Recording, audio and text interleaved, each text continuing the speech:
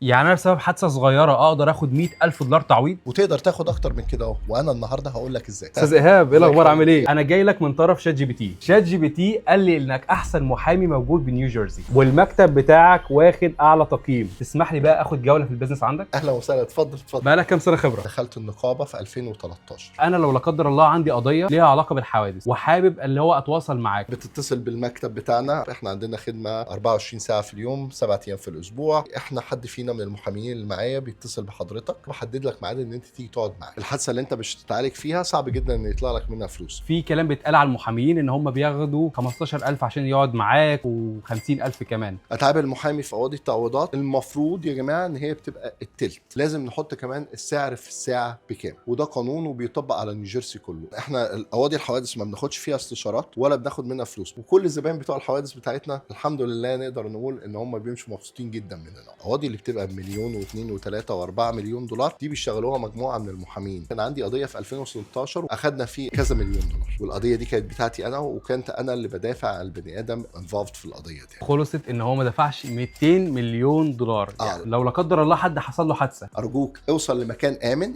وبعد كده اقف وانزل من العربيه وشوف الدنيا فيها ايه. بسمع في الشارع ناس كتير تقول لك لا قدر الله لو انت تبولت على نفسك وانت عملت حادثه بتاخد تعويض كبير قوي. الكلام ده مش حقيقي خالص، انت طرف تاني مش الطرف اللي حصلت معاه الحادثه. ان انت اتحطيت تحت ضغط نفسي جامد جدا، ان انت ثابت اعصابك، من حقك ان انت كمان ترفع قضيه مع البني ادم المتضرر الاول. اضمن طريقه تحفظ بيها حقك، ما تقومش، ما تطلعش، ما تنزلش، ما تصورش، ما تتكلمش، روح كلم البوليس، بالذات في القواضي اللي فيها الوقوع. مين احسن محامي موجود هنا في جيرسي؟ شوف هيطلع لنا مين. يا جماعه شات جديد اهو. صوره مين ده؟ احنا متخصصين في حوادث السيارات وحوادث الوقوع، حوادث الغلطات الطبيه، وحوادث الابيوز بتاع الادلتس، الحاجات اللي زي كده اهو. طب وهل انت محامي حوادث بس ولا في حاجات تانية؟ احنا بنعمل في المكتب عندي الحوادث والجنائي والاسره بانواعهم. انا شايف الشهادات منوره وراك. انا معايا دكتوراه في المحلفين زي اي محامي في نيوجيرسي، ومعايا بعد منها ماجستيره في قانون الفيدرالي. اي محل ليه اسم كبير فرانشايز احنا بنقدر ان احنا نقف فيها فيدرالي. انا عندي بنت في